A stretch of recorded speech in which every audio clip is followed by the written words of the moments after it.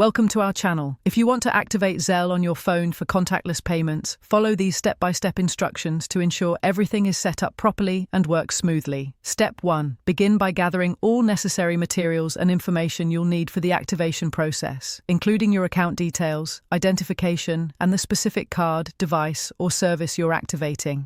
Step 2. Access the appropriate platform by opening your web browser or mobile app.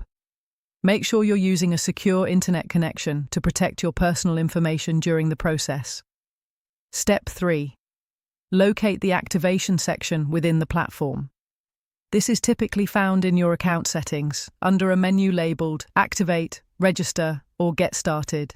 Look for clear instructions or prompts. Step 4. Enter all required information accurately, including card numbers, serial codes, or account credentials. Double-check each entry to avoid errors that could delay activation.